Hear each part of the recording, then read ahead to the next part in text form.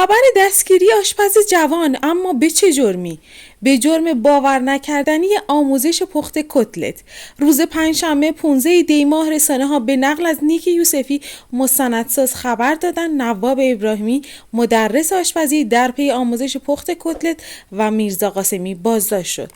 نیک یوسفی از بازداشت شدگان نخستین روزهای اعتراضات سراسری خبر داده ظهر چهارشنبه 14 دی ماه در پی گذاشتن چند استوری در مقابل رستوران محل کارش بازداشت شده است.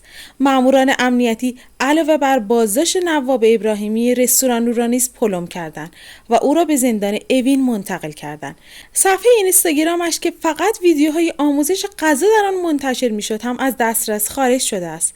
نواب ابراهیمی در ویدیوی طرز تهیه کتلت که به خاطر آن دستگیر شده هیچ اشاره‌ای به قاسم سلیمانی نکرده. این ویدیو مربوط به گذشته است و این ویدیو را 7 ماه پیش نیز در کانال یوتیوب خود منتشر کرده بود. میخوام براتون یک کتلت به همراه سیب زمینی سرخ کرده و احساس گوجه و کتش بهتون آموزش بدم که یک بشقاب کاملا ایرانی و عالی رو خواهیم داشت.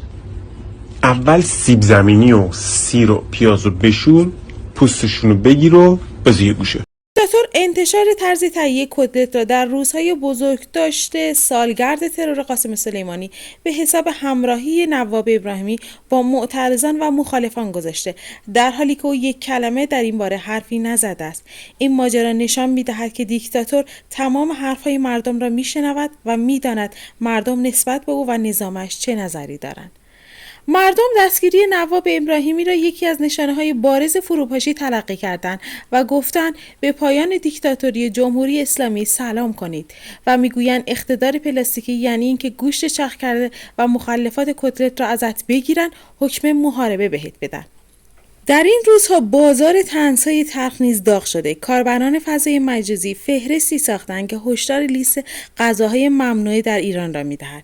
سبزی پلو با ماهی، اجتماع و تبانی، اخلال در نظم عمومی، باقالی پلو با گردن، تشویق به فساد و فحشا، اقدام علیه امنیت ملی، کتلت توهین به مقدسات و همکاری با دول متخاصم، عدس پلو توهین به رهبری و افساد فی الارض و محاربه.